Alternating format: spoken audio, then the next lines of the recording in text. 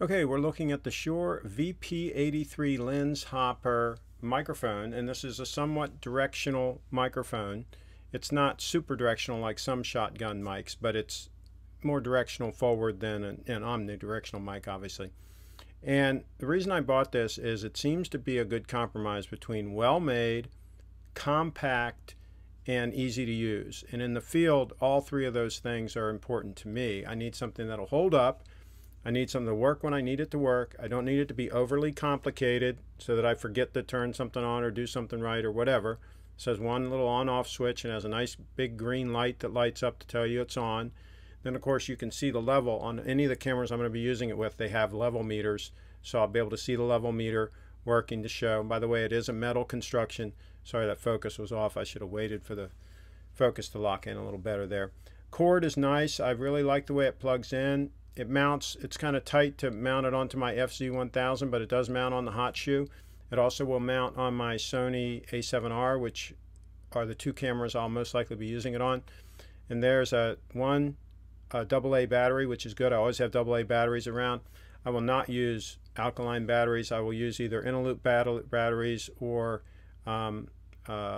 lithium-ion batteries. Those batteries will leak, those alkaline batteries, so I never use them in anything. But here I'm setting it up. You can see I've got it on the camera. I'm setting it up, and we'll test the level. Testing 1, 2, 3, 4. Testing 1, 2, 3, 4, 5. Testing.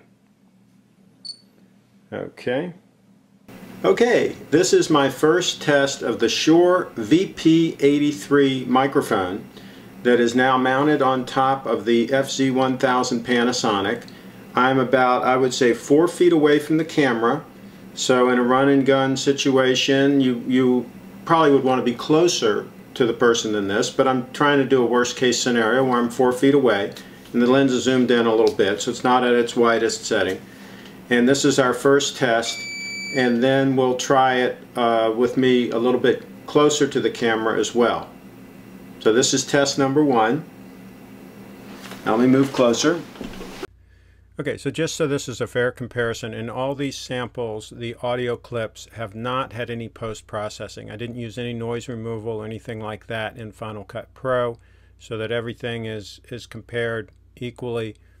And I left the setting on the FZ1000 at the same setting that I use for my other mics, so that I will be able to go from mic to mic and not have to change the levels in the camera, which is very convenient when running and gunning. So this is on 0 dB on the mic. Okay, so now the lens is zoomed out as much as it can, and I'm considerably closer. I would say the camera is now, let's see, 1, 2, just a little over 2 feet away from the subject, from me. And again, I'm talking in a normal voice. There's a little bit of fan noise way in the background. There's a ceiling fan running over top that makes very little noise.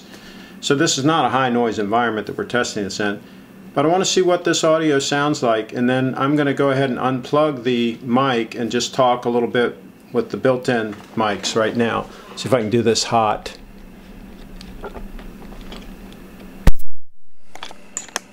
Okay, so I've unplugged the microphone, and now we should default back to the built-in mics on the camera, and you can see if there's any difference in the audio quality now that we're using the built-in microphone on the Lumix.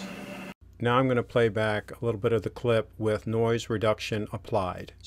There's a little bit of fan noise way in the background. There's a ceiling fan running over top that makes very little noise. So this is not a high noise environment that we're testing this in. Okay, this is a final test. This time I have the dead cat fuzzy thingamajig on the top, which is great for windy situations. And depending on how this sounds, I'll probably just leave that on all the time, because a lot of the events I cover, they're breezes and wind and so forth. So let's see how this sounds, see if it muffles the sound too much with the dead cat on it. Okay, so this is the accessory that you can buy. A lot of people refer to these as a dead cat. I don't know if cat lovers would like that too much. But you see it slips over top of the whole thing, including the foam that's over the mic. You do not remove that foam. This slips over top of the whole thing. Fits nice and snug, like it's made for it. Of course it is made for it. And first time I put it over top of that shock mount, and then I move it underneath, I think is a better solution. But I'll tell you, my overall impression is that this is a really high quality setup, that everything is well thought out.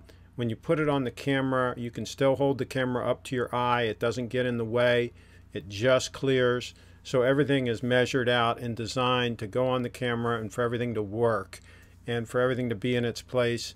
And this is an important thing because some of these mics overhang back of the camera and they get in your way. And so until you try these devices, you don't know if they're going to work in your flow out in the when you're covering an event and running and gunning. Okay, so far I really like this mic. I'm going to test it at an event this weekend. Subscribe to my channel and please follow me on Twitter. Thanks for watching.